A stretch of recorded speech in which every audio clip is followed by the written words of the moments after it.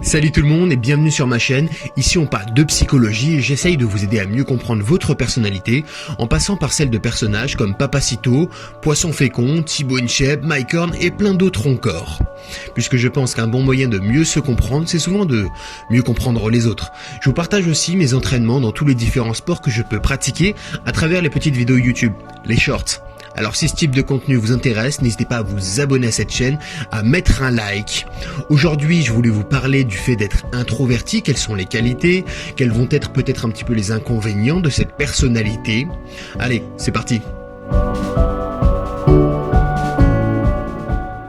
Dans la population, il y a deux grands archétypes de personnalité, les introvertis et les extravertis. Et il faut aussi savoir qu'il y a les ambivertis, car pour beaucoup, introvertis et extravertis résonneront comme asymptotes, car ils ne seront jamais 100% introvertis ni 100% extravertis. Ils auront le plus souvent une part de chaque avec une légère prédominance pour l'un ou l'autre.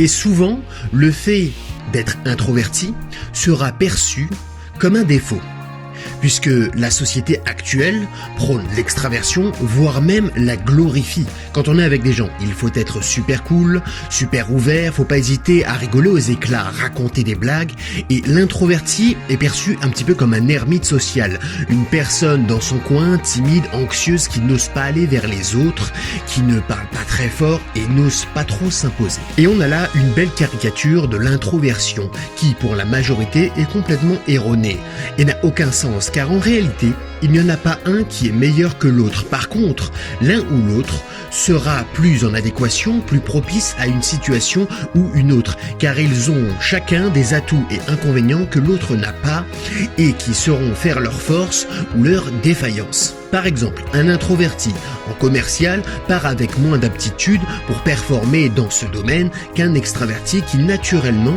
lui, aura davantage les atouts pour exercer ce métier.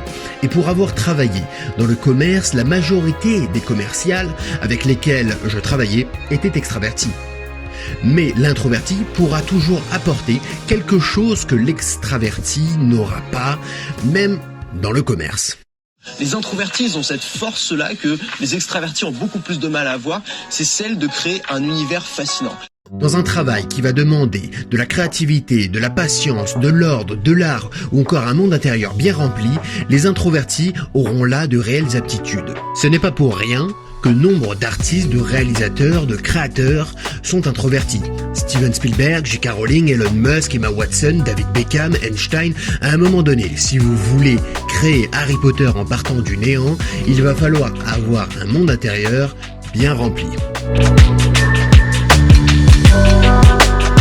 Une personne introvertie, c'est quelqu'un qui va se tourner vers soi, vers son monde intérieur, et naturellement, elle sera plus à l'aise et plus enclin à la solitude, au calme, à la tranquillité et à l'introversion. Et lorsqu'elle devra recharger ses batteries, c'est en retournant dans son cocon, dans son monde à elle, qu'elle le fera, contrairement à des extravertis qui vont recharger leurs batteries en étant au contact des autres.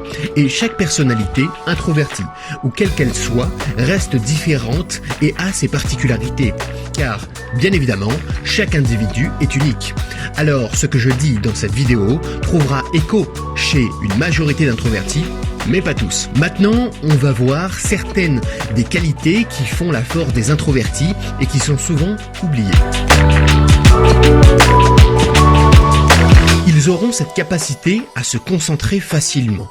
Que ce soit dans un travail, une œuvre ou une conversation, la concentration chez eux est un réel atout. Et elle leur permettra d'être davantage épris par ce qu'ils font et bien souvent, dans les tâches qui demanderont cet état de concentration, une réelle performance. Du fait de leur facilité à la concentration et bien évidemment de leur nature, ils ont pour beaucoup une réelle capacité d'analyse et souvent qui va ensemble d'observation. Et ils arriveront, grâce à cette capacité d'analyse, s'ils prennent le temps de performer dedans, à mieux comprendre les enjeux qui pourraient se jouer autour d'eux et avoir davantage une meilleure lucidité sur les autres et le monde qui les entoure. Et ce qui est fort avec les introvertis, c'est que lorsqu'ils communiquent avec une personne, ils vont beaucoup l'observer. Et souvent, ils vont rentrer en introspection et se poser des questions. Car il faut savoir que la capacité d'empathie, c'est à la fois, certes, de comprendre la personne, mais aussi de comprendre à travers soi ce qui fait que l'autre est différent. L'introverti aura donc plus de chances d'être empathique, contrairement à un extraverti qui lui va butiner de fleur en fleur à toute vitesse sans prendre le temps finalement réellement de comprendre autrui, en cherchant juste à s'amuser et l'amuser, avoir du fun dans la conversation, puis il passera à autre chose. Ça apparaît, ça disparaît. Je veux pas avoir de réalité et de poids dans la vie de qui que ce soit parce que je désire pas ça dans la mienne. Ça, c'est le secret de l'histoire, à mon avis. Mais ne commencez pas les clichés de solitude et machin comme ça. Hein. Pour les gens comme moi, la solitude, c'est une victoire, c'est une lutte. Et tout ça, les gens qui font un métier aux prétentions de création comme le mien, ils doivent être souvent seuls pour recharger les batteries.